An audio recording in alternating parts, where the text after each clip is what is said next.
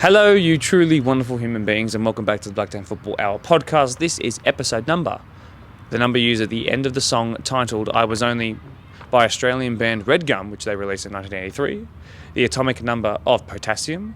The number used after the hyphen to describe the disease that kept us all in lockdown for the best part of 2 years. And of course, the number of goals from which Steve Bruce scored in one season alone as a centre-back for Man United in 1990-91.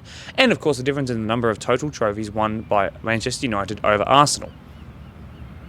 Episode number 19 of the BFH Football Hour podcast. My name is 𝕗𝕠𝕦𝕟𝕕. It's delightful to have you all back returning for another episode. Hit like if you appreciate Steve Bruce. Hit like for potassium. And of course, subscribe if you're new around here. But don't forget to cue the outro music. Intro music. I'm not doing another one, sorry. Cue the intro music.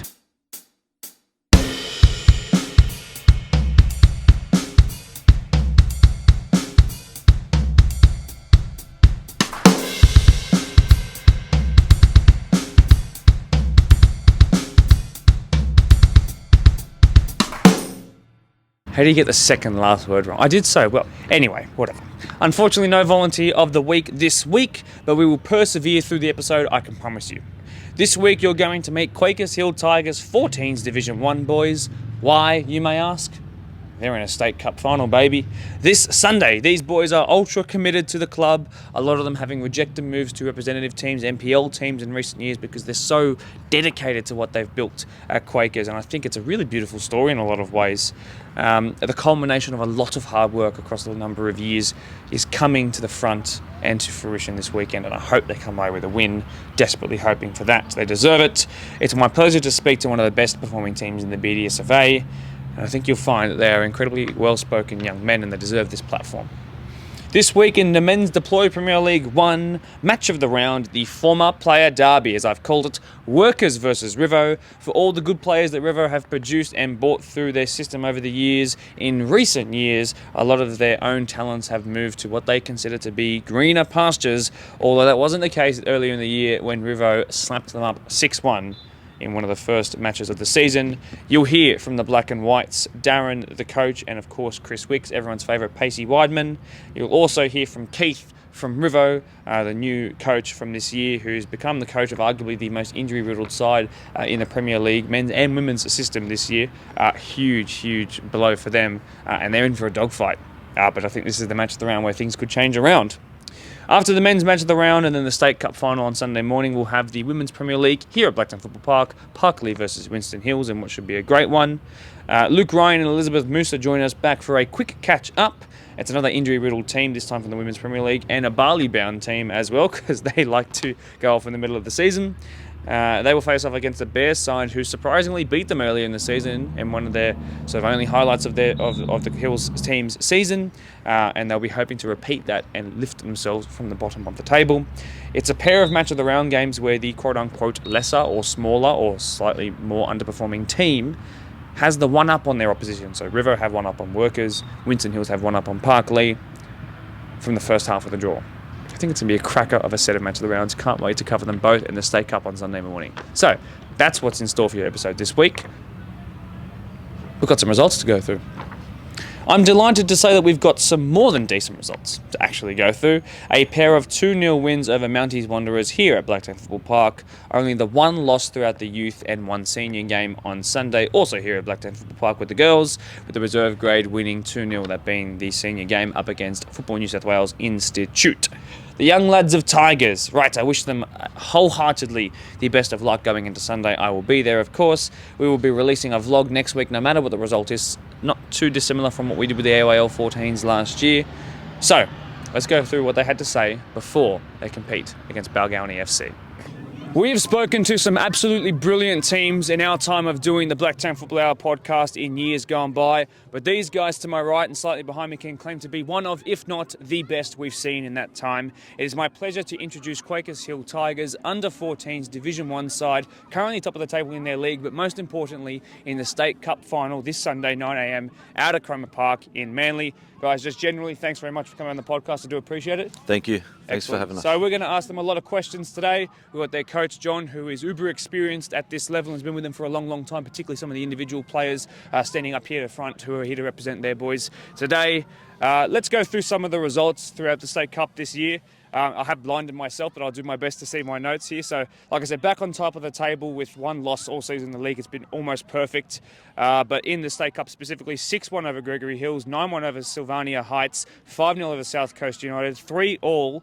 And then a penalty shootout win, 4-2 over 𝕗𝕠𝕦𝕟𝕕 in probably the toughest test, I'd say, on paper at least. 6-0 over 𝕗𝕠𝕦𝕟𝕕 Park just under a fortnight ago. And you go, of course, you've been to a park that's 77 kilometres away. You've done some serious travel time. You've played here as well. It's been a really interesting journey in a lot of ways. Definitely. And you're in a final against a side whose winning margin has been the biggest of 6-0 at times. They've had 2 penalty shootouts to get to the grand final, including the semi-final last week. And like I've just learnt, you've also played them recently. We played them. We played them last year in Champion of Champions in the semi-finals at Valentine Park. It was an epic game, massive crowd. Boys did very well. We had a couple out. It was one of those days. They missed a few sitters at the start, and we had more chances, and unfortunately we lost. So this game now, it means a lot to the boys. I know they're revved up because they want to make amends on last year's game, and I believe if they play their best, they're unbeatable. So hopefully they'll have a ripper of a game. Like the one last week against 𝕗𝕠𝕦𝕟𝕕 Park, they played an awesome game. And during the week, we've played another couple of games with big scores. They played very well. So hopefully that comes through on the weekend and the boys do the job for BDSFA. John, you'll probably be answering a lot of the questions here today in terms of the tactical sort of insights. Welcome to the podcast. Jump on in, find some space. But yeah, so I'd like to introduce everyone to John, who's sort of masterminded this team. Now, I want to talk about how this squad came together. Now, you've been with some of them individually for a number of years now, close to a decade, I would imagine. But sort of just the general gist of the squad. How did they come together, and how long has this crop really been together? Well, we started under sixes. Coaching the boys, and obviously in under sixes we've got less players, so there'll be 5 or 6 players, and that was the core of the team, and then we've just built around that every year as we've gone up age groups. You add a player, add 2 players, 2 reserves, so and we've come to this. Most of the boys have stuck around, and once they've joined the team, I think they've stayed in the team, and it's been hard for anyone else to get in because they do their job so well and in the tryouts. And how do you cut a player when they've won nearly every game and won comps, and and they've been together? They're a great bunch of kids.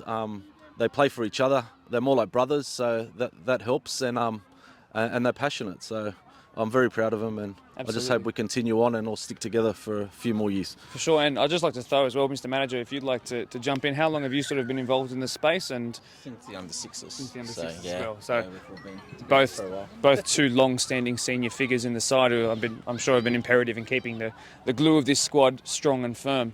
I do want to keep the microphone with you, John. You're obviously the coach who's inspired this group from a young age. As we've talked about, you've had a killer cup run and an almost perfect record in the league.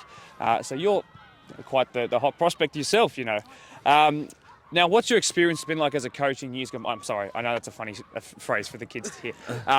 But to be honest, like you're doing really wonderful things. And I just want to know what your experience been like as a coach. Who did you sort of learn off of, and how long have you been involved as a coach in any space?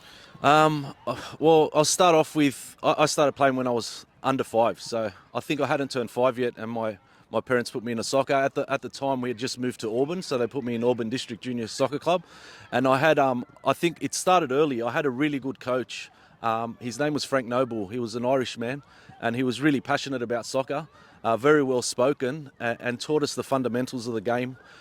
Was big on defence and taught us offside traps from under sixes and stuff like that. So he knew the game, and I think moving on from there, just every team I played for, I had a really good coach. Some of the coaches had played internationally, so I played at the likes of Olympic, at 𝕗𝕦𝕟𝕕, Hurstville City, Minotaurs, went overseas for a little while.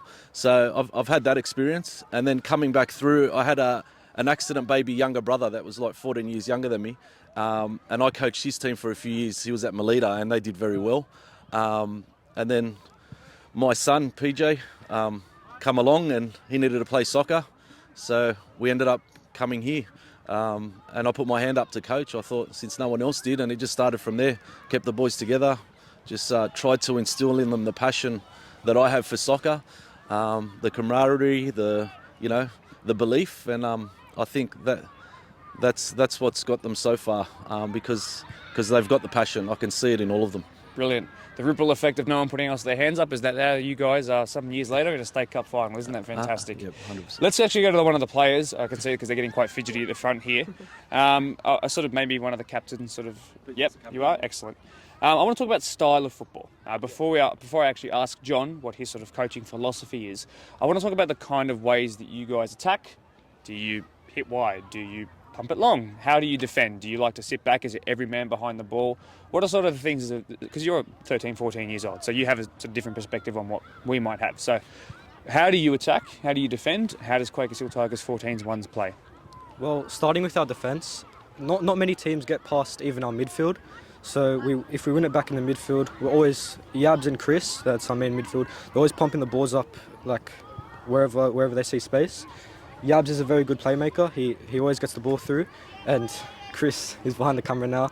He always wins the ball back. If the ball ever does get past our midfield, our defenders are always there to sweep it up. We play diamond formation, so a centre back, a left back, a right back, and a sweeper. So if it gets to the centre back, the sweeper's always there to clean everything up. For our attack, we try to be the most direct that we can. Mm-hmm. If we play down the wings, we go all the way, cut it back, or put a decent cross in. Me and Dom, who play up front, we've got height. We can head the ball in from the cross. And I'd like to think that me and Dom are probably the fastest attackers in our league. So whenever the balls come through, we get there 90% of the time. So that's our style of attack, I think. Well said, young man. That's very well done. I'll get you to pass to Dom. We'll just put him under pressure straight away. So another one of the boys in the front line. So what's the most common goal you'd say you'd scored this year? Is it sort of receiving one from the cutback? Is it being put in behind? What would you say? Probably like it's either dribbling or just like from the ball, like from Yabs, and just finishing it in the goal. Really, it's not that hard. Brilliant. Sounds like Yabs is quite the player. I'm hearing good things already. We'll have our eye on him this Sunday. I'll get you to go back to John. So let's hear that in sort of a more in-depth way. So even just sort of off of the pitch or not on game day, what are your sort of philosophies when it comes to training, for example? I know you train twice per week, Yep. but even like, for example, how you sort of manage sort of the behaviour, for example, a little bit, squad chemistry, dynamics, how you guys socialise outside of just the pitch. Yep. What are your sort of non-negotiables, and how have you helped build that? For years now, since I was much younger, I had someone that said to me, you know, you've got to put it on paper, your philosophy for soccer. So I found this is probably, I don't know, I think I typed it on a typewriter and I took a photo of it. I found it at home when you said we were doing the podcast. I'll just read a bit of it, but I consider building the character of the person just as important as developing their skills. So I try through my words and actions to teach them the values of respect, resilience, empathy, teamwork, sportsmanship that will benefit them well beyond their youth soccer careers. And more importantly, the passion. Anyone that knows me knows I'm very passionate about the game, and I want the boys to give their all and leave it on the pitch, and never say I didn't do everything I could have, you know. And they do that every week. I'm very happy to say that they don't need much anymore. They've got it in them. So I try to step away. Even at training, I let them run the training themselves for the first half an hour. And talk amongst each other and just build that relationship up, and it seems to be working. They've all stepped up this year. Everyone's improving every game, every week, and I think I hope that what I've taught them will stay with them, and they pass it on, and you know, use it in the future out of soccer as well. Really well said. Thank you for taking the time to do that. I think one of the things that coaches sometimes do get lost in, or aren't even taught at all, is that when you're dealing with junior teams like this, you're dealing with them in their developmental years outside of football as well. I know when I was this age, there was plenty of issues that I was having off the pitch, and it was being on the pitch that helped change that and make me forget things like that. So it's important to teach them how to be, you know, young adults as well. And I think you've encapsulated that quite well with the quote and the way you've delivered that. So massive props to you for preparing that. Thank you for putting in the effort. I do appreciate it. Thanks, man. Let's go back to the players once again. It's sort of one of the longest standing players, and I want to talk about the progression of the team over the years. So I can't imagine you've been this dominant. I happen to be wrong. I can't imagine you've been this dominant for every single year of your existence, or at least your time. I'll just say, yeah. You have been? We have been. It has been like that? Obviously, it wasn't comp in the younger years, and it was let's have fun and learn the fundamentals of soccer and passing. And I think from under sixes, the first thing I did was get them in front of a whiteboard and try to get in their head and drew a diamond system and a triangle system and try to tell them that don't worry what's happening on the ball, it's off the ball that's more important. So I think that driving that into them from a young age, it really got in their head. And being around younger kids and coaching teams, I think getting in their head early is more important because they're all physically fit. All kids can run all day, and they've got energy. So it's the ones that stand out and gel together, the ones that actually get it first. So it's like a light bulb moment. And I've seen all these kids, and it wasn't all at the same time. Some of them was when they were 6 or 7 years old. It was just like a flick of a switch. Some of the other ones that are even better than the best in the team clicked last year, So it's all different. I just try to push them along and just get in their head and hope that, it all gels. I was very aware of the grand final win at Blacktown Football Park on the synthetic pitch field 1 last year because I spoke to you guys. Yep. Not that that ever made it to air, but that's just the way it All happens.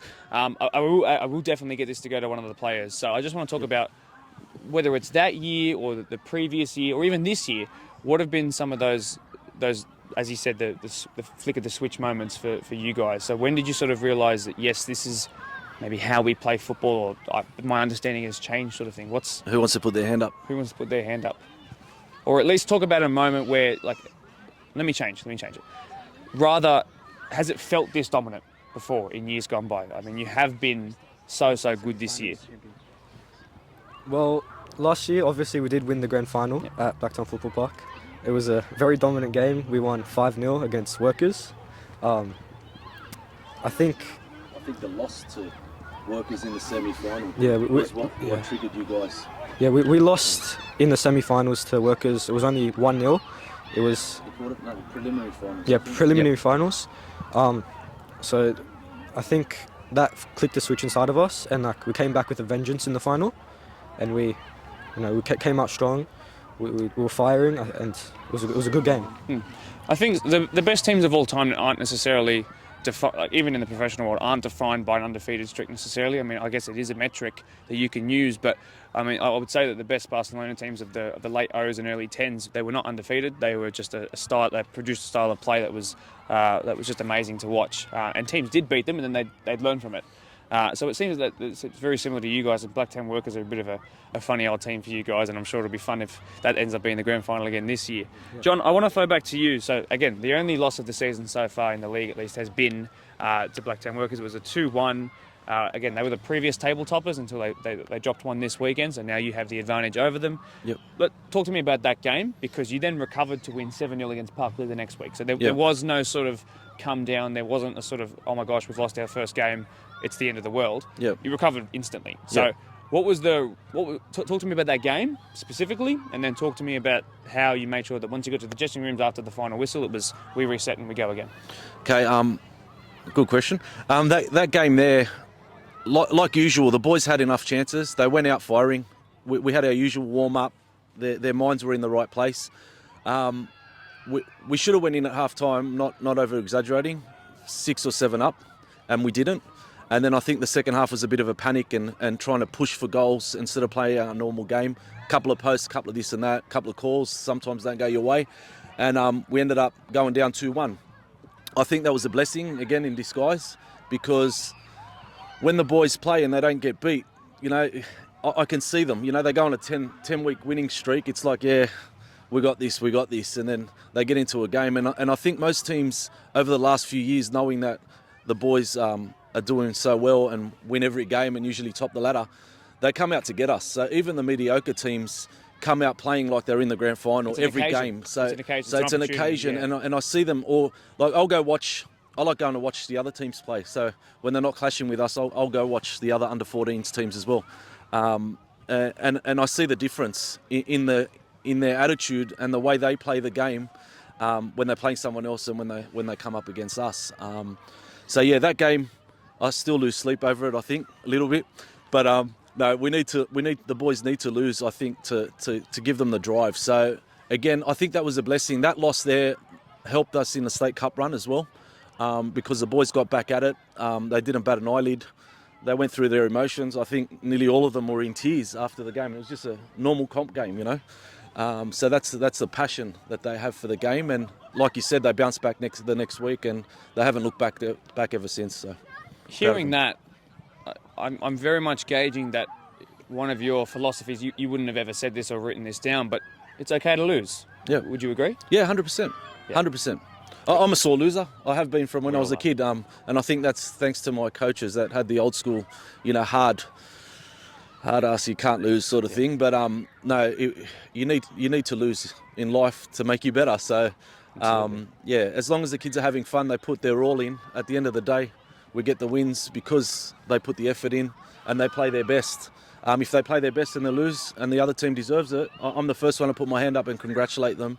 And it's obviously helps our boys 100%. It's an important lesson. I'll keep the microphone with you, and then we'll really start to get the players involved as much as we can. So I talked about progression before, but it sounds like you guys have been at the pinnacle for a long, long time as you've gotten older. So I don't want to jinx things, but is this probably the most satisfied you've been with the performances of the team and at least the runs that you guys are making into these cup competitions, for example? 100%. Performances in saying scores and stuff like that, I'm not going to talk about that. I'm going to talk about the performances as individuals and as a team, irrespective of the result of the game.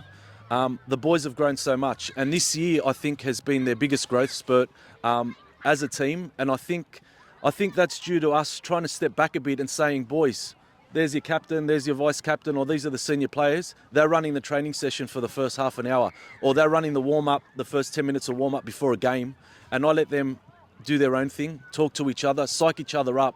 So they flick the switch, half an hour before the game, they get into their serious mode and they get into action. And I do it on purpose, and me and Shane have said, let's let them take control. They're old enough now, and I think that has helped them develop because they're taking ownership of themselves. So I'm very proud of that. Excellent. And well said again.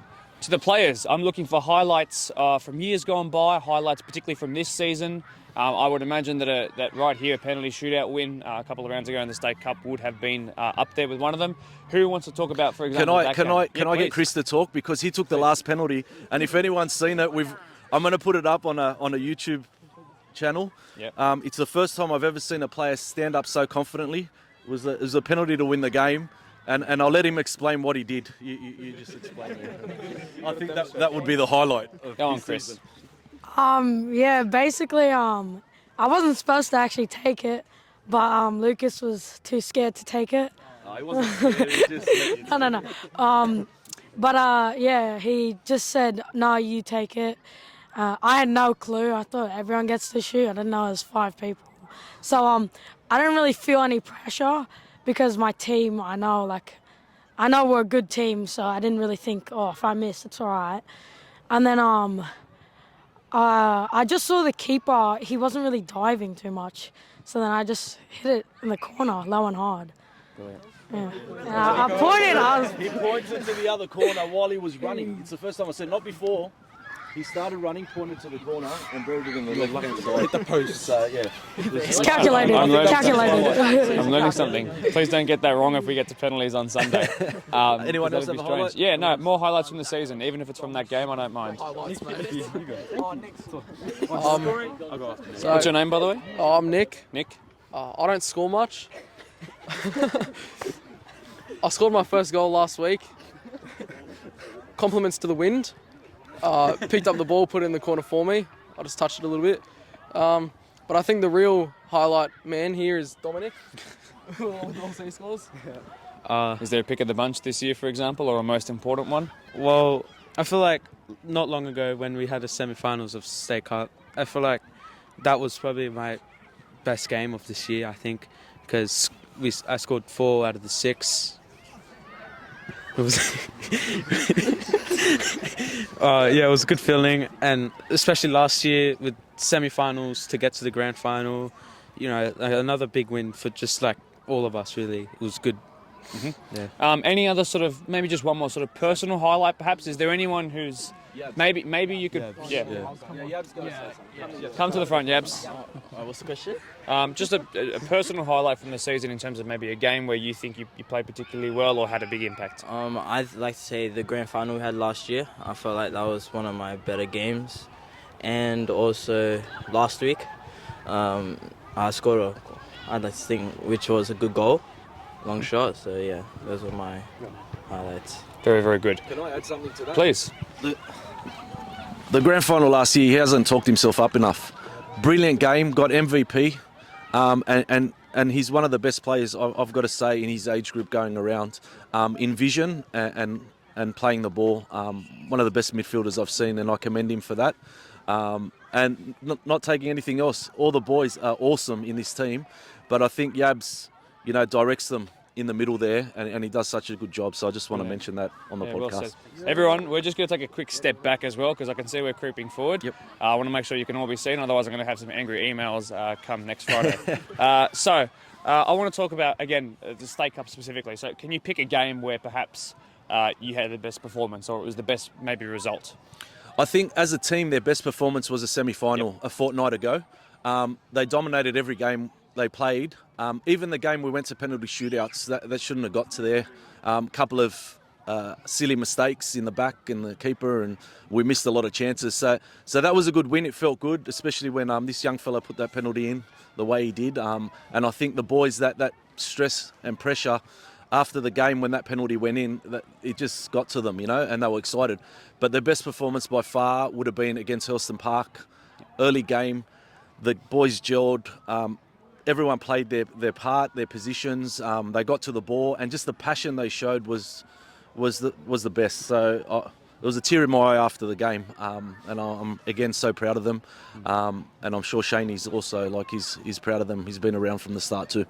Now, So. 9 a.m, Cromer Park in Manly, bit of a drive from here, I'm not going to lie. Yep. Not keen to make it either, don't worry, but we will do it. How are you sort of preparing? Are you doing anything perhaps on the Thursday night, any sort of team bonding perhaps? Is there any sort of mental preparation you're taking into it? Usually I have an individual talk with each of the boys, and the other ones can hear, obviously. I'm a big believer in becoming a chameleon and changing the way I speak to each player to suit the way they think and feel, and I play to their strengths. And being around them for so long, I like to feel that I know what motivates them, and it's all different for each one. And collectively, after we've done that, we get together and we have our team talk. We have our normal training. We go in. Obviously, I try to build their confidence up, and the preparation is, we'll pick, our 15 ones are really strong, or one of the teams that are above them, and have a good trial match during the week just to get them ready, because they're a lot more physical, the older boys and stuff, and they get in there and play properly. Yep. So that's the G up for. Good, for excellent. Now I'm going to test one of these guys who have been talking already. So I'll get you to pass to the mic straight away before I even go to the question.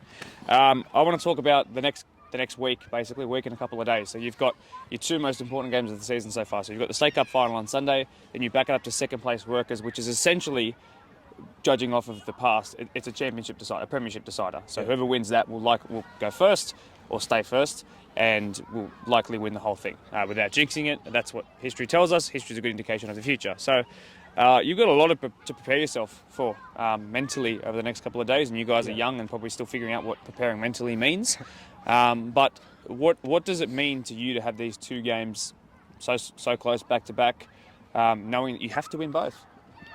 Well, I think since we have the grand final on Sunday and then another strong game straight after, I think because it's such a strong team, we'll be in the mode and won't lose our touch from one game to another.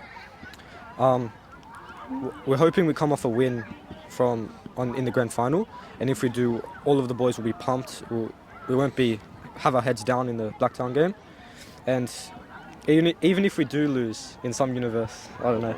Not losing. We won't, but just saying, if we do, I think we'll go out very strong against Blacktown, because we don't want to feel that pain again. But we'll win. I think we'll win.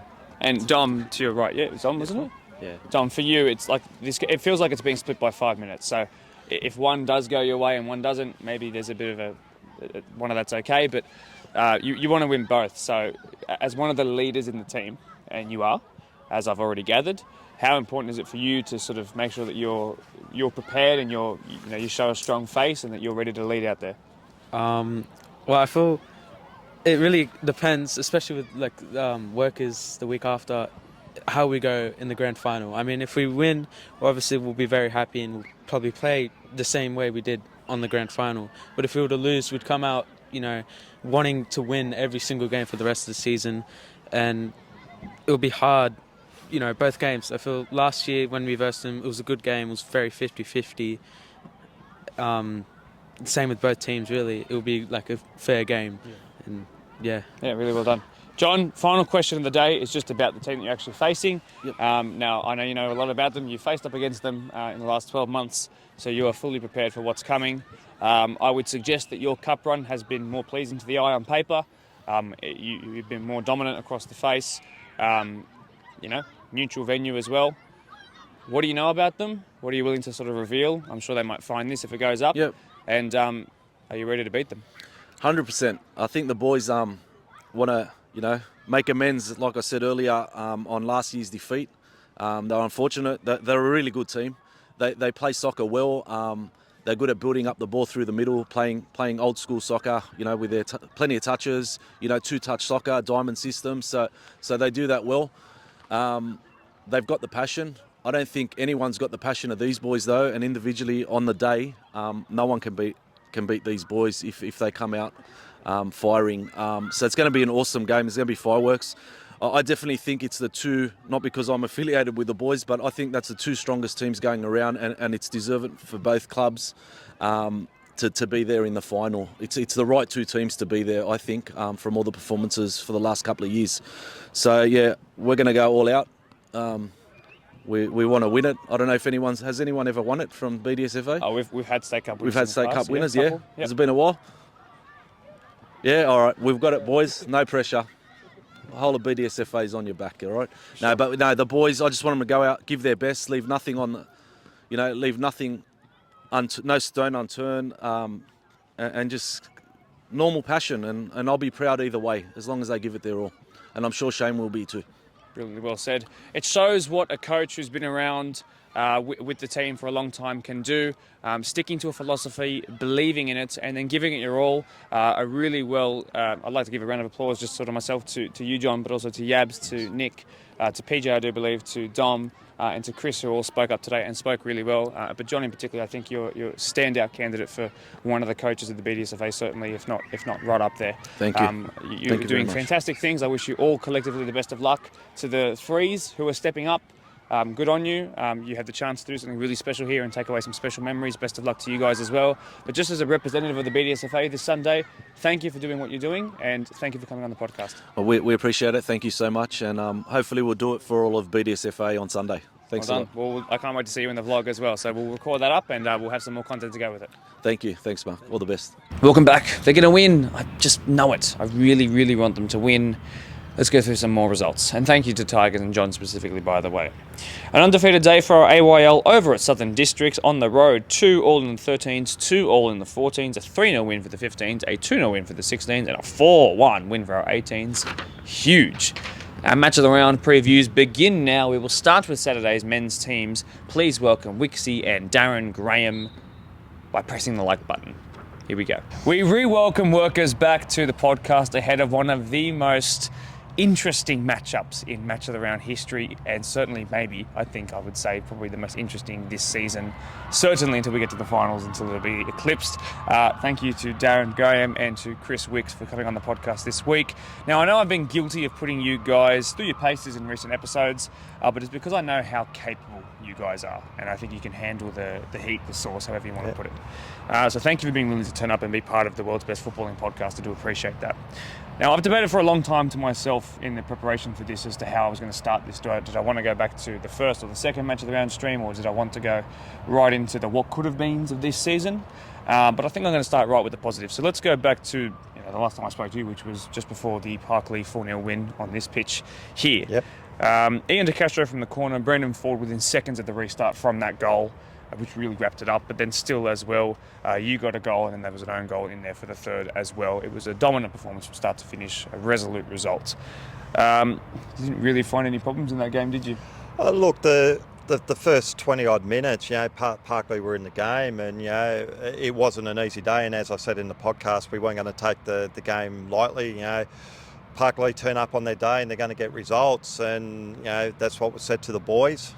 So we came here not underestimating, took us a while to get into the game, and as you said, we got the first, got the second really quick, and I think that may have deflated Parkley a little bit.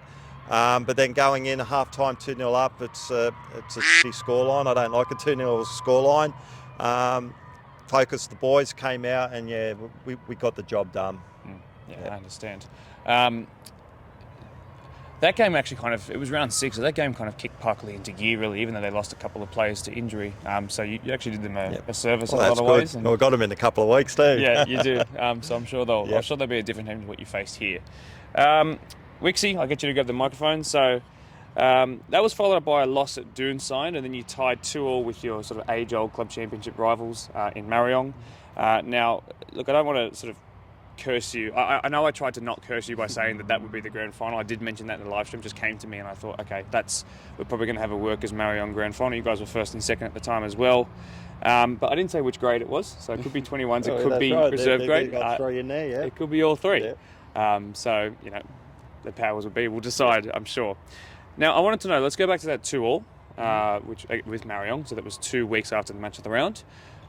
They were still undefeated, obviously they're still undefeated now, but they were even more formidable at that point, and they were growing into an even stronger beast. And did it feel like there was much between the two teams in that game? Because there's 12 points between you now, so it's growing. But did it feel like that much at the time? With 𝕗𝕗𝕗, we've always sort of had good games with them. Like the past 2 years, I think we're undefeated to them. So obviously, I don't know if it's the play styles that we play, we sort of match up well with them.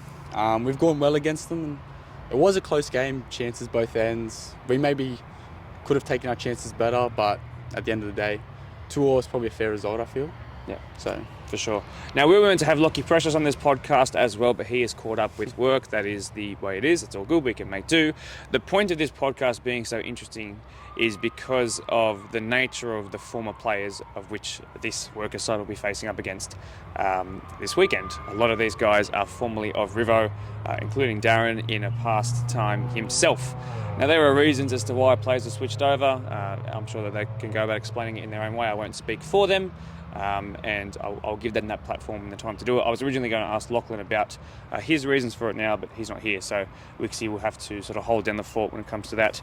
You're up for Golden Boot contention again this year. I saw you rip apart the 21s grand final last year. I've seen you score here again this year. I've seen you provide in the Ponds match of the round as well. Things are really going well for you. And you've taken it to another level from what I've seen when you were at Rivo in my first year here. So the way I want to phrase this, because I think there's two different mentalities, was it about coming to workers or was it about leaving Rivo? Oh, definitely coming to workers. The idea of reuniting with Mick Hawthorn was a big driving factor in moving to workers. And obviously the facilities, they speak for themselves. Quality.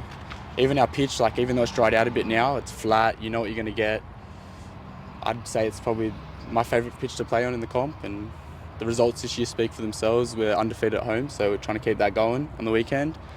But yeah, more so just going to workers, new opportunities, reuniting with old coaches, and yeah, pretty much. There's been a handful of players, particularly, I mean, even from not just the season gone by, but in this season we saw the PL1 referee voted Player of the Year, and his brother come over, who is an equally as good player in a different position in Nathan. We've seen pretty much the entire of that sort of midfield that made that 4-3 comeback, if you remember, against Mount Druitt, has come over. In other ways, 𝕗𝕗𝕦𝕟𝕕 went to Ponds, so there's been a bit of much of a mass exodus, and it's interesting to say and look at. I want to pass to you if you're willing to talk on it. So you're also a former wearer of red. What's your story? Yeah, look, when the boys decided to go to workers, they reached out to Mick and myself and asked that if they went, would we come over and coach? And Mick and I have been together for nearly 10 years now in the coaching realm. So yeah, we decided to go with the boys over there and see how it went. And we've been there 2 years now. Club looks after us really well, as Wixie said. Great facilities, and look, players follow coaches, and sometimes coaches follow players. So every player will have a story or a reason why they've left a club or Rivo, because that's what we're talking about, and that's up to them to say why.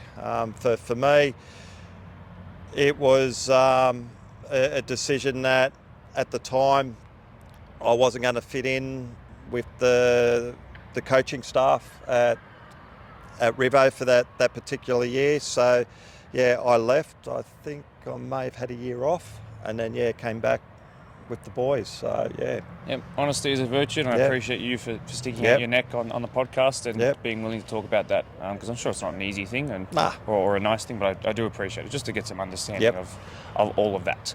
Now, I don't want to make Rivo a punching bag at all, mainly because they kind of used you as one earlier on in the season, so I just had to flip it. I had to flip it. I've been blowing enough smoke. It's time that I bring it back to the way I always treat you guys, supposedly. Now, they beat you 6-1. Now, we've already spoken about this. We've already spoken about this on the podcast, so I have to change my angle, because if you want to go back and watch what they saw in the 2 weeks post that 6-1, you can go back and watch the previous podcast episode featuring them. Since then, though, I would suggest there have been some lessons learnt. Now, we talked about what you had learnt from that game again in that podcast, but it's had time for those seeds to actually put their roots into the ground, and have the lessons from that game in particular resulted in a wake-up call, would you say? Look, I think the results have proven that. After the Riverstone game, I was very open and honest and said that, there was no pride, there was no ticker, and we got a football lesson.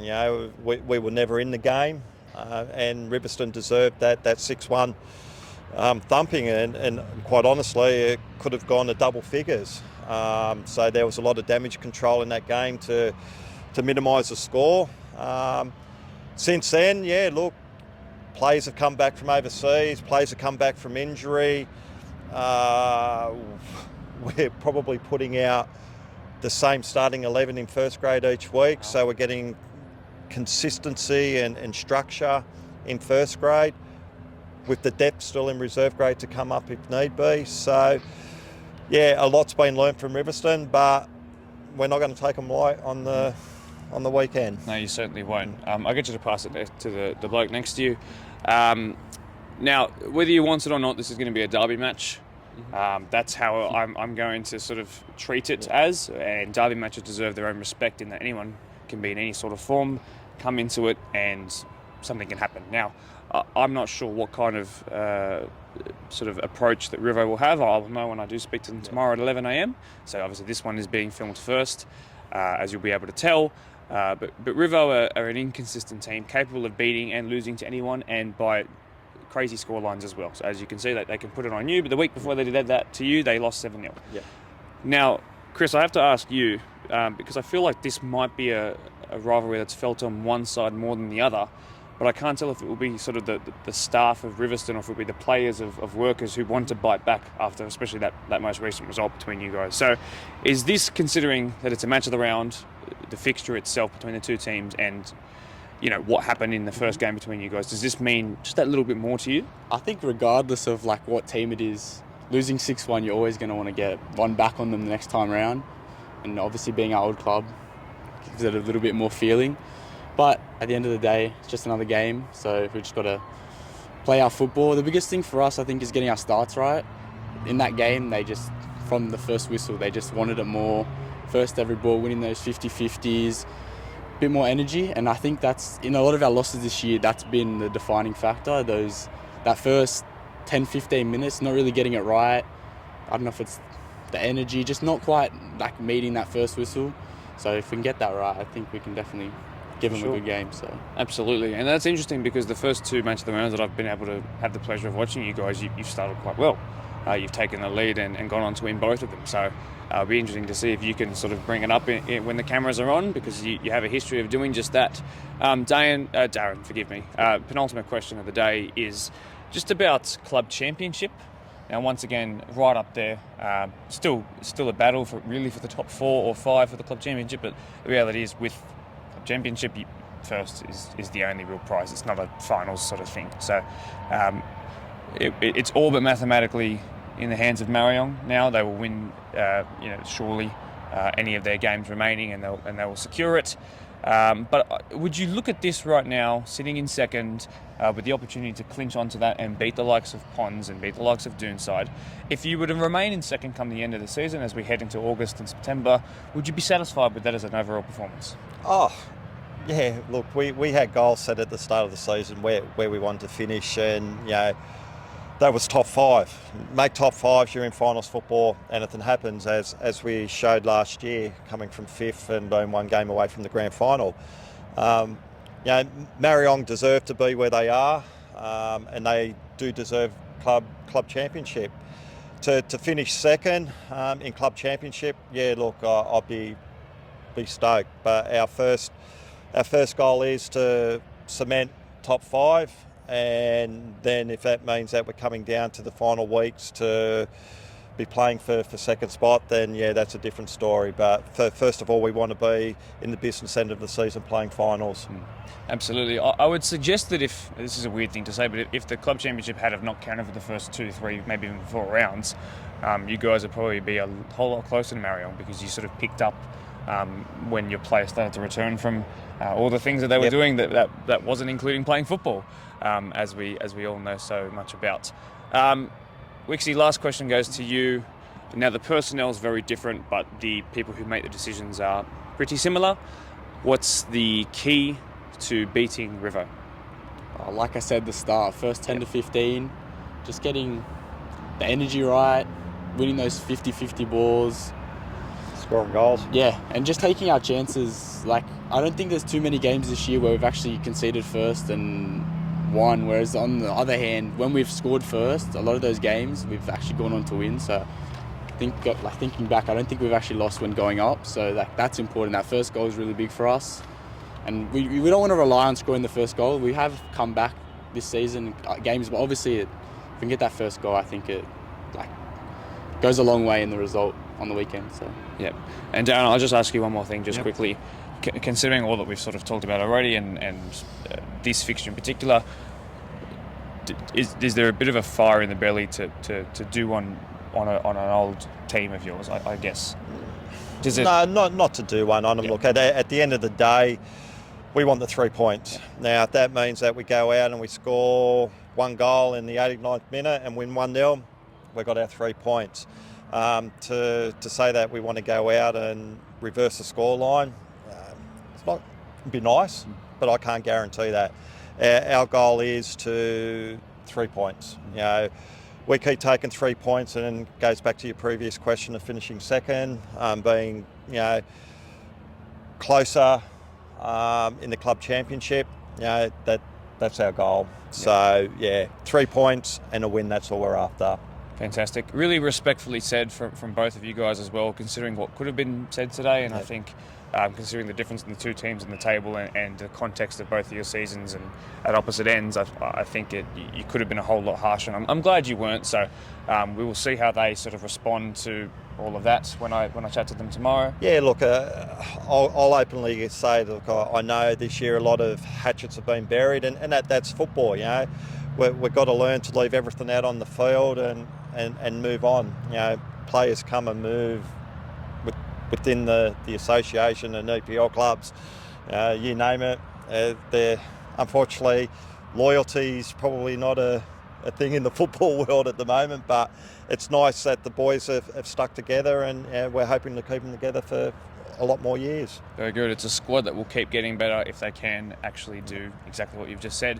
Guys, just generally, thanks very much for coming on the podcast. Wishing you the best of luck this weekend. Hope it's a very good spectacle. Undefeated at home in match of the rounds as well. Undefeated at home completely this year, which is awesome. And we know how you guys finish seasons if the history is anything to go off. So thanks very much for being here. And again, thank you. Hello again. Spoken and handled adequately and respectfully. Thank you. In the Deploy PL2, Glenwood and Mincho tied 2-2, which is unhelpful for both clubs as they are pushing for final spots, so the 1 point doesn't really help anyone. In what could have been a great game, and probably was if the scoreline had anything to go off of, Oakville 3-2 winners over St Pat's. Tigers pushed through the celebration come down, I guess you could call it, with a 4-1 win over Spurs. Let's go straight into the response, by the way, of Rivo up against Workers. It's really great to have Riverstone back on the podcast, and of course 𝕗𝕠𝕦𝕟𝕕, a newcomer to the competition, but already becoming a familiar face in a lot of ways. He's brought us a lot of really entertaining games this year, and if not, maybe the most entertaining match of the round of all time. Keith, welcome back. The last time we spoke, it was mere days before one of the greatest footballing matches, honestly, at any level that I've had the pleasure of watching. And I'd like to thank you actually for giving me that memory, that 4-3 over Quakers here at Blacktown Football Park. You go down 3-0 inside 21 minutes, and then boom, one of their players get injured and there's a bit of a momentum shift. And the next 70 minutes is all Rivo, and then you win it in the 92nd minute. I can see the smile starting to creep across your face. That little team huddle that you guys did when the Quakers player did go down on 21 minutes, what on earth was said, by the way, because it inspired the lads to no end? Well, that's what football's about. Just a change of momentum, change of attitude, really. We just said to reset. We've had some small opportunities. Just need to keep the ball, keep the football, stop turning it over. Try and create 2v1s, and we get one, we'll get two, we'll get the momentum. And sure enough, right until the end, till we nibbed it with about a minute and a half, 2 minutes to go. Watching the replay, your voice had almost gone from screaming at the microphone at the end of that game. And the emotions are really, really high for us as well to come back from 3-0 down. You never give up in football in any grade, from under sixes to over 55. So there's always a chance as long as you got time. And so that was a fantastic day for us. We did have a full squad, or as close as we could have. So we're confident in the players we had, and that just kept us going. We'd had a couple of good results up until then, and then that just iced the cake for a really hard-fought 3 points over a local rival, and that sort of set us up into mid-table. It was a great game, and we had to adapt to the football park playing on the artificial surface. That's the only time we've played on a flat, even bounce surface since. We're back to dusty old bowls and lumpy pitches, aka Blacktown Council. Thanks very much. Just on a side note, pre-season I was at our ground, and when I was in Queensland, I was groundsman for our club for a season, mowing the pitch 3 times a week on a big commercial mower, and planting and fertilising. So I asked the groundsman at the Blacktown Council, I had to spot him down there one day, and I said, what's the plan for our pitch for this season coming in? Thinking it'd be an extensive plan for bringing it up to high quality. Well, to tell you what, Keith, see your top pitch there and your bottom pitch, that's 2 pitches. I have to look after 41 pitches myself. 41. I said, yeah, how many? Yeah, that's okay. How many in your team have you got? You got 15, 20 guys? No, I've got 5 guys, and 2 are away on holidays. So I said, there's 3 of you looking after 41 pitches. I said, how can you create a reasonably decent surface for all the clubs around here? So, well, it's a test, I can tell you that. So that gave me a bit of an insight. So playing on the artificial surface was got the true bounce, and play good football because you knew where the ball was, the weight of the ball, the weight of the pass, etc., etc. But we're playing in a dust bowl at the moment, it's a bit of a downward spiral from that game, pitch-wise. Yeah, I understand. I can promise you, by the way, that the Workers' home ground, Labour Sporting Complex, not just for the pitch, but the whole place is fantastic. Just make sure you get there early because there's a limited amount of parking spots, and they always reserve one for me, which is the best. So that's what Of course that is. Yeah. Of course, they're fantastic. VIP stickers, yeah, all good. Yeah, they mark it out with the red bin, and then it's always the one closest to the entrance. They haven't got a life-size photo of your head or something stuck on a pole, have they? I reckon that'll be within the next 2 years. I might have something like that. Yeah. But watch out for graffiti, though, Mark. Yeah, exactly. People get upset. Yeah, I don't want to do wrong. Now, once again, thank you for your answer. And that game was fantastic, and it really kicked sort of Quakers into gear in other ways. They bounced back quite well. For you guys, unfortunately, though, since then, it's been really difficult. There was a very late loss to ropes crossing, and the goal, I remember seeing it from oh, his name escapes me right now because I didn't write it down. But formerly of Minchinbury, and he smacked one in with his left foot, having just come off the bench. And John Haynes is his name. But otherwise, a tie with Doonside, a late loss to Ropes Crossing, hasn't been too much to sing home about, except for the result, which we'll talk about in the next question. I understand there have been some players who have gone down injured. I know you've lost a 9. I know you've lost 𝕗𝕠𝕦𝕟𝕕 in midfield, who was fantastic. I really like to watch that guy. But I can imagine those losses have been really impactful. So would you tend to agree with that? Yeah, well, we've had 5 season-ending injuries within the first team. So now bear in mind that, as we spoke last time, we're only allowed 48 players. We're not allowed any more. So for first team, you want the highest quality possible for your 16. If you were going to run 16 or 18 and sacrifice the reserves and the 21s. To go 5 out within a short space of time, that's 30% of your first team squad go down. And the best of your first team squad, 𝕗𝕠𝕦𝕟𝕕, Agar in the wing, Secker up front, our centre back go down. We had an English guy did his collarbone and broke it in 2 places. So it really rocks your boat, so to speak, when you have those type of injuries really close together, and the inability to find and go out for high quality NPL players coming off contract or haven't found a club, that type of thing, to try and search for those players to bring them in.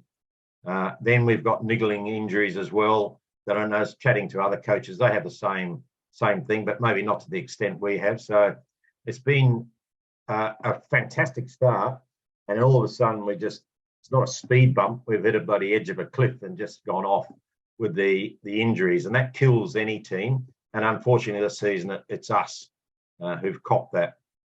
We try to recruit. You can't replace a player like 𝕗𝕠𝕦𝕟𝕕. Just absolutely, what a player, what a sensational player. And D's ACL, so has gone. Other players, strikers, calf injuries, ankle injuries. So it's been a tough, injuries have really, really cost us momentum for sure. Yeah. I did hear about the ACL, and I didn't know that 𝕗𝕗𝕦𝕟𝕗 was out. He was right up there in the Golden Boot race, and I had wondered why in recent weeks, because I know a lot of things about the comp, but I can't remember, so I can't follow every single player each week, and there's only so much information that I get back. So to hear that 𝕗𝕗𝕦𝕟𝕗 was in contention for the Golden Boot, I was wondering why he dried up, and respectfully, I thought it was just a dip in form, but he's been out. So.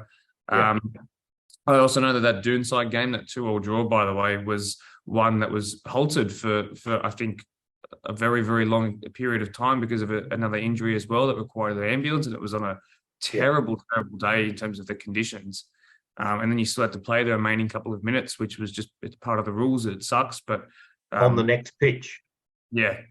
So to move the field. So yeah. So that was a really gritty and determined tour. That was a valuable point for motivation for the team to have a makeshift team out there and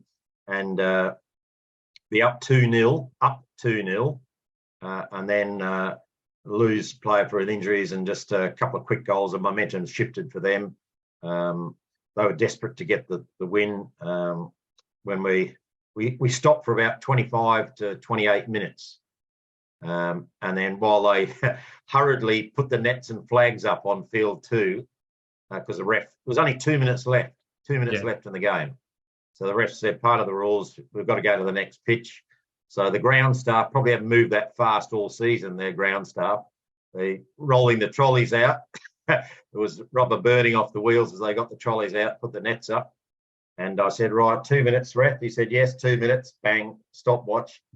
Off. They were just peppering our goal, just starting everything for 2 minutes, 45 seconds later, he called the end of the game 2-2. So I offered to buy him a watch at Kmart, but he refused. So it was a gritty draw.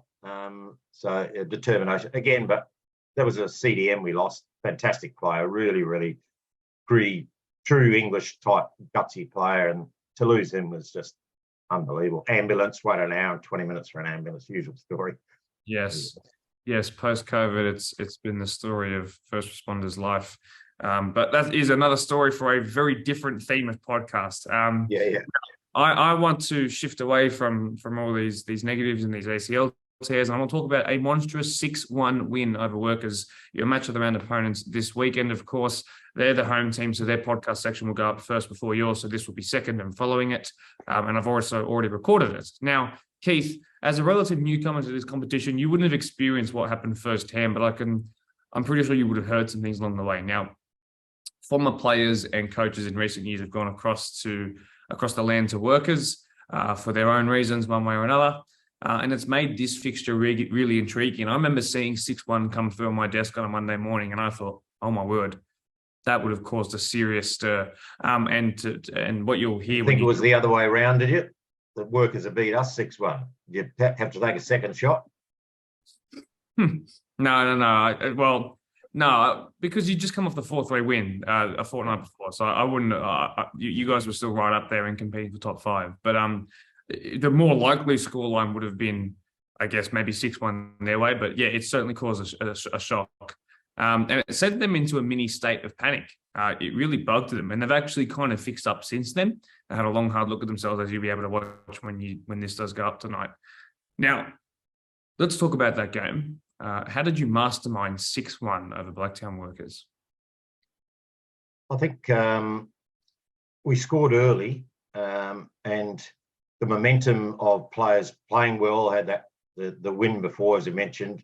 The positivity really drives players when they're up against a local adversary, if you like, a Liverpool, Everton, a Man United, Man City type feeling, the fans. And I guess, I've talked to Shane, head coach, and these players moved here, and that happens in every league. Players move for whatever reason. Coaches move, staff move, the whole thing, everyone moves. So there's either resentment or a feeling of, oh, why'd you do that, or why'd you go there, and that builds a bit of tension.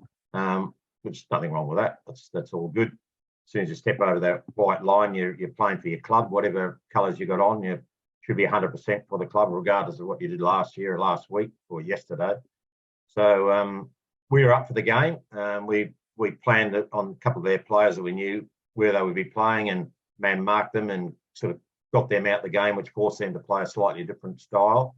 And we scored early, and the momentum really, and then we just stepped up, and then the goals came, and they sort of, as you mentioned, I guess they're a little bit shocked at the amount of goals, 6 goals to go in. Once you get to 2, 3, 4, as we've experienced, then the momentum shifts definitely with the opposition. So we were just full of running. We could have run for 120 minutes that night. It was just the energy was right there, and the positivity was right there. So when you are feeling a bit tired, but you're up 3 or 4 and you can see opportunities, you just make that extra effort. Your mental strength comes over and wills your body to go a little bit further. So it was definitely an unbelievable day for us, and really provided energy for the squad. But you've got to take your opportunities. That's the thing. We've had other games, we've had 4 or 5 shots, keepers made miraculous saves, or a metre wide past the post, or it's just someone's got a deflection and it's gone for a corner. On that day, everything went in. And there were some unbelievably great goals, some fantastic team goals, 2-3 passes rather, 1 touch, bang, bang, back of the net before you know it. Brilliant. So that was everything worked on the day. So every team has that, and on that day, that was our turn, Yes, I do. I completely understand. Due to the downturn in form recently, if Parklea, who are facing Eastern Creek this weekend, can get wins in both reserve and first grade, they will leapfrog you by a point on the club championship table, and that will sit you guys down in 10th and in the hot seat for relegation, unfortunately. Now, having not been in this position until Parklea sort of got their win last week, which has given them an extra 9 points in the fight for survival, maybe you sort of weren't looking at the table like that, but now the situation is almost, I wouldn't say dire, but you've got to be wary. Are you guys ready to put up a fight for survival? Because Parklea are turning around their form. Absolutely. We have been aware of it, and it's club championship is first and reserve, so it's a combination of two sides working for the same benefit of the club. We've got a good reserve side. They've had a few narrow misses or losses where they should have finished it. So both sides have had a lack of finishing problem in the last 3 or 4 weeks. Otherwise, we wouldn't be chatting about this. That if you're knocking the balls in when you're inside the last third, a bit of composure, and you can find the back of the net, then all the pressure goes away very quickly. The good news is we've got 4 games left, which is for a first team is 4 9s are 36, and reserves is 4 3s are 12. So that's 48 points. That's a lot of points. Now, if we can be consistent with both teams, and first team can pick up a couple of wins in the last 4 games, and the reserves can pick up 3 or 4, then I think we'll do enough to get home. So we're well aware of it, and we're confident that we can get the wins we needed. Even draws will give us points as well.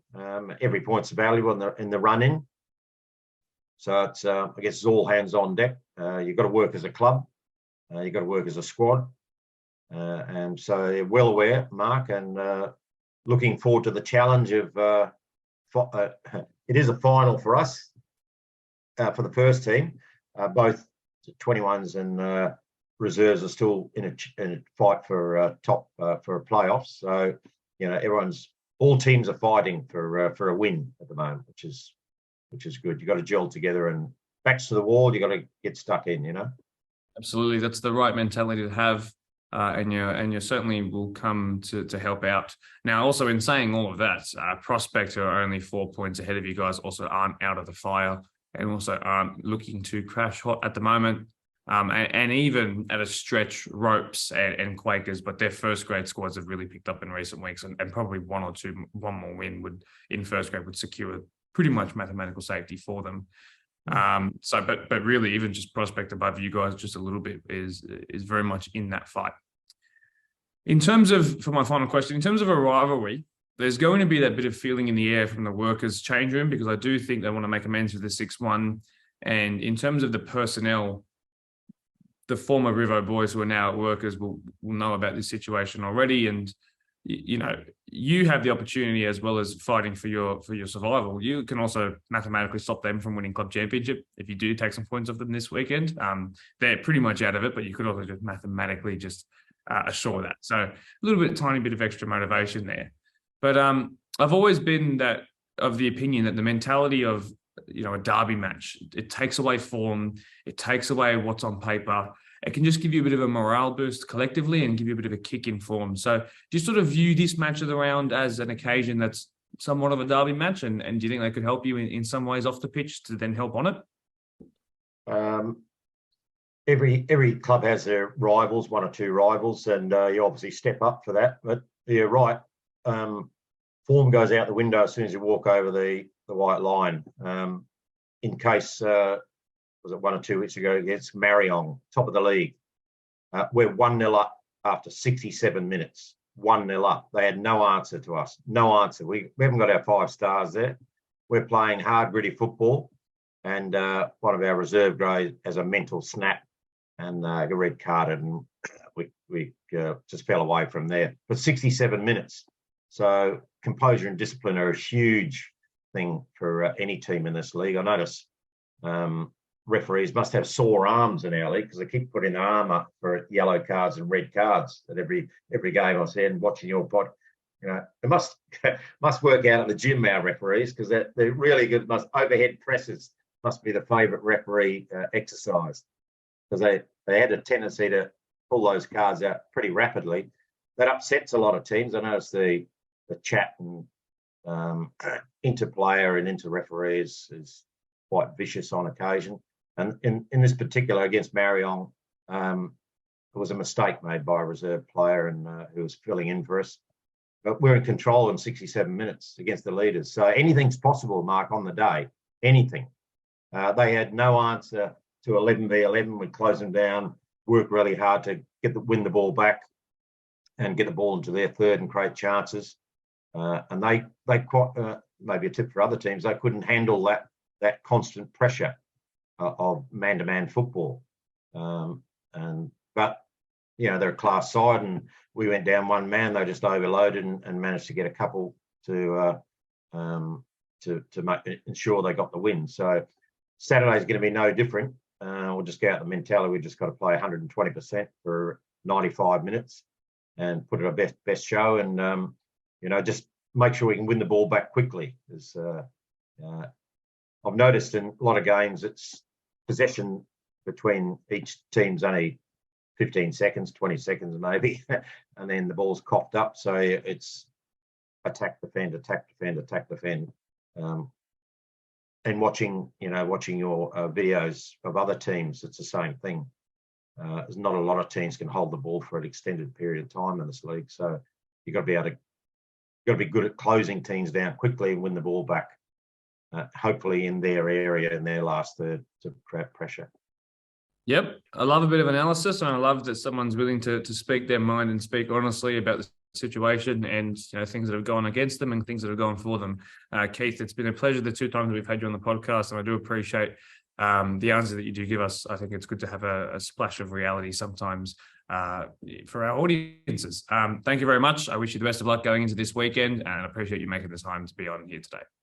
Thanks very much, Mark. I'll just duck back and go for a swim now, and it's about 24 degrees in the water. So, enjoy your weekend, mate. Take it easy. Thank you very much. Leave a like for some classic Queensland banter and for that awesome background that Keithy had up. 𝕗𝕦𝕟𝕕 and 𝕗𝕗 scoreless in the match of the round, so no room really for any analysis. The game wasn't won or lost. If you do want to see the best chance of the game, though, I'm going to urge to get some more likes on our live stream. Go to the 81st minute of the stream and check out the save by Jason Eckford. How on earth did that stay out? Off you go. I like getting more views. Come on, go click on it. Ponds with a big 1-0 win over a hotly contested game against Prospect, as Prospect get pulled deeper and deeper into the fires of the relegation pit. It's coming. Speaking of relegation, Parkley with a huge, huge first grade win over Quakers 2-1. It's all happening at the bottom end, and I think we might just have a showdown at the bottom end. So keep your eyes wide open. Ropes 3-1 over Workers as they continue to just improve week on week. Eastern Creek 5-1 over River. As I mentioned, River have to turn it around in the match of the round. They are starting to run out of time and games because they're being caught up to by Parkley.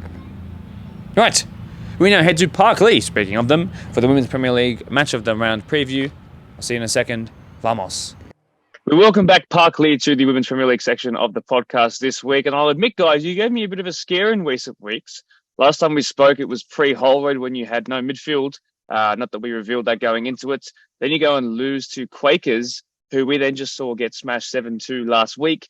Then after that, you obliterate your top 4 rivals in Kellyville. Then you draw with Marion. So I'm going to label you as Blacktown's Robin Hood, by the way, because you're helping the other Blacktown teams get back into top 4 contention. So from a Blacktown person's perspective, really well done. Thanks for that, guys.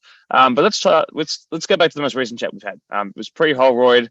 They were better than you on the day, in my personal opinion, but you did have the lead in that game. And if it wasn't for an Olympico, a goal from the corner, and a well-worked 1-2 later on in the game with 10 to play, you could have come away with the result. A couple of things you can certainly look back on and learn from. Would you say, Luke? Oh, that's it, mate. Like it's hard when you take your motor or anything. It's you take your midfield out. It's taking motor out of an engine. As much as you still got the cattle and everything to still go around, like. We had a few players there that put in 110% effort, but it's just when it comes in the final legs, comes in that final game of play, it's just sort of, you run out of legs, realise the motor's, not working in this one, and it's, sort of takes a toll, and, get a couple of goals, and obviously, we lose points. Yeah. Elizabeth, you weren't actually there that day. That's the first match of the round that you've missed, if my memory serves me correctly. Are you back to your best now? Are you keen to get back on both the field and the live stream? Yeah, of course, always am. Hopefully, injuries hold up on me, but it's always touch and go. You never know how the game unfolds, so just take it week by week. Excellent. Did you happen to play in the Kellyville game 2 weeks after that match of the round, by the way? Otherwise, I'll direct this question to Luke. Yeah, I played that game. Okay, excellent. So let's focus in on that Kellyville game then. You were at their home ground as well. Now, we did just see in the Women's Premier League live stream between Norwest and Quakers a 20-minute capitulation. So it was 2-2 for pretty much half the second half, and then Norwest score 5 goals, but the Quakers completely switched off. Now, I want to know, was the Kellyville game similar to that, or did you sort of score goals throughout the entire duration of the game? What was the makeup of that game like? With the Kellyville game, that's the first game all year that we've had 17 players. So obviously, full squad, 17. Couple were still sort of niggly with injuries, didn't get as much game time as they would have liked, or as I would have liked as well to put them on. But when you've got a full rotation of roster, when you've got your full team there, as you just said, it's just, we're a lot more productive, especially in front of goal. I was only 6-1. To be fair, we missed, a few more, and that's just how the cookie crumbles. Yeah. Elizabeth, to go from such a high like that against Kellyville to then tying the next week, or I should say last week with Marion, could you sort of put your finger on why the team's performing a little bit inconsistently in just maybe the last month or so? Is it simply down to availability? Yeah, look, a lot of people have been injured and sickness. So, like I said before, you're going to take it week by week. We had a lot of girls out on Sunday. A few of us had to play in different positions. Just kind of had to fill the gaps and roll with what we had. Unfortunately, that's the way it is in soccer season in winter. And yeah, not good. We've still got a couple of girls in hospital, so yeah, they're not doing too good at all. Okay. So would you suggest that if you had your full sort of 17 players available, you definitely would have come away with a result, maybe if there was just that tiny bit more quality in that Marion game? Oh, definitely, mate. At the end of the day, we finished with 11 on the field. And out of those 11, still with, like I said, a couple of injuries. It's just, like I said, we just went from one cracking week to having a full squad to the next week. I think we only had 13.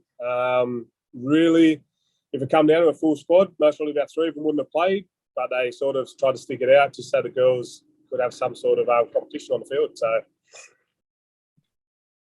yeah, sounds like it can be really difficult. Now, let's look ahead to this game that you have coming up. You've got a bone to pick with Winston Hills because their only win of the season was against Park Lee. So they're going to be really up for this one.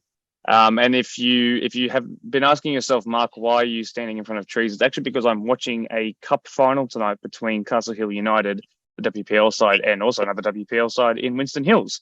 So I'm actually here to watch them tonight. And if they go into Sunday having won this game tonight, they are the defending champions, by the way.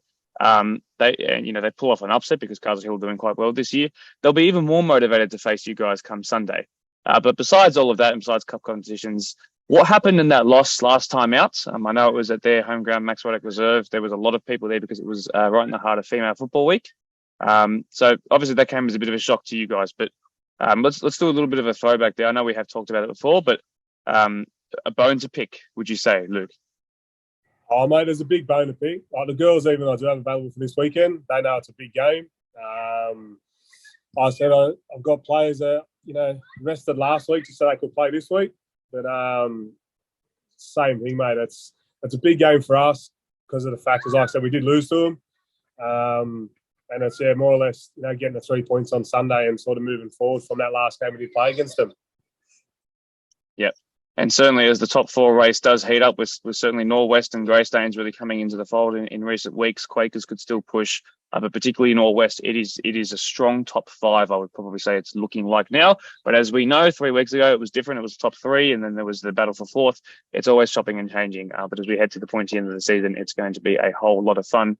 Guys, just generally thanks for braving the cold and coming in early before training to be on the podcast. I always do appreciate it. Cheers. Thanks, mate. Yeah. Hello again. One more set of results to go through. Kellyville have bounced back with a significant 3-1 win over Winston Hills. Park Lee held to a draw by Marion 1-1. Castle Hill narrowly beat Greystanes 1-0 before Norwest utterly and ruthlessly destroyed Quakers Hill Juniors 7-2 in the match of the round after a late capitulation.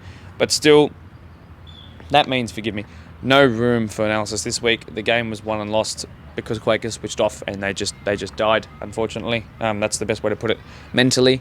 It happens sometimes. We see teams capitulate very regularly across all levels of the game, so it's no discredit to them, but that's how they lost the game. I don't want to point out 5 individual errors from the sort of last 20 minutes of the game.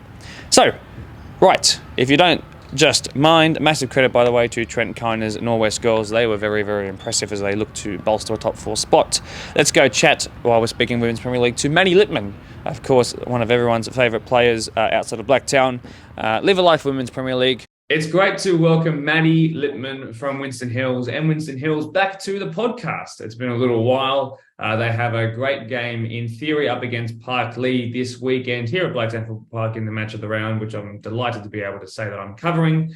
They've had a really interesting week, about as interesting as Maddie, as you will see when she starts talking, being in the car right now on the break from her job, which is great. So ultra committed to the cause, and I'm a big fan of that. Maddie, welcome back finally to the podcast. I want to talk about last night's game. Yes, in fact, to all those listening right now, last night's game, Wednesday night in the Hills Cup Women's Final. It was Winston Hills versus Quakers Hill United. Maddie, you jumped in goal for a little bit in that game because Toddy was actually a little bit late. Then she came on a couple of minutes in. You made 2 incredible saves, honestly incredible saves. And then you jumped out into the field and played a multitude of different positions. Quakers Hill are a good team. And you guys show that you can match the level of anyone last night if that performance is anything to go off by. And even though it didn't go your way, that was against probably the form team in the comp, along with Hull Road, of course. A special night for a lot of reasons, big crowd and a good performance from both teams. Would you agree? Yeah, absolutely. I think first things first, the crowd and the atmosphere was unreal. It was unmatched. I know for myself and for a lot of the girls as well, we've never really had a crowd like that. So the support, all the cheering, even all the banter from, each team it filled us with a lot of passion and I think determination as well. So it was something that I myself and the girls fed off throughout the game. So no, it was really, really good. So we appreciate everyone that managed to get out there and support us and give it a red hot crack. And with State of Origin as well, I think, people giving up their time on a Wednesday night, battling the cold like yourself, it was really, really appreciated. So no, it was great. Yeah, and as you would know, certainly would have preferred to watch our teams versus it rather than watching State of Origin, particularly after how that's gone in recent weeks. But it was a really good game. Couple of fun decisions to talk about, and some good goals, and again, a great crowd it really was, and a good mix of men and women, boys and girls, and plenty of other WPL teams who were watching there as well. Big live stream crowd. Now, let's talk about this weekend. You have come up against Blacktown's Park Lee. The last time you played against them, it was Women's Football Week at Max Ruddock Reserve. There was a big crowd there as well, from sort of what I can gauge from the reaction online. And it was a special afternoon all round because Park Lee are such a good team. And you guys took it to them and you beat them 2-0. And it really bothered them, as you might have seen from sort of their reaction later on in the match of the rounds on the podcast. So, let's throw back to that game. Probably, one of the highlights of the season, certainly. So what are your memories of that one? With it being in Female Football Week, it was really special for us and for Park Lee. Obviously, getting the juniors involved as well, having them walk out on the field with us and being a part of such a pivotal point in female football. So that was really special. Again, the atmosphere and the crowd was great. We got a good, really strong home crowd there as well. So big props to Winston Hills for, putting a big push on it and getting the support there, because again, we wouldn't be the team that we are without the support that we have behind us. So that was fantastic. As for the game, I think it was a really good match between us and Park Lee. I personally knew Park Lee would come pretty hard out of the gate to start off with. They are a good, strong team. They've got, a good attacking third with Cassie Williams up front. They've got a solid midfield as well. And we didn't find it easy to get through them. They held their own, hence why they are where they are on the table. It's a credit to them as a team, and Luke as their coach. I think obviously they definitely deserve to be where they are, but I'll have them know that we will come out hard and fast on Sunday, because we do, again, have a point to prove, and we do want to retain that win. So it's anyone's game, I think, definitely.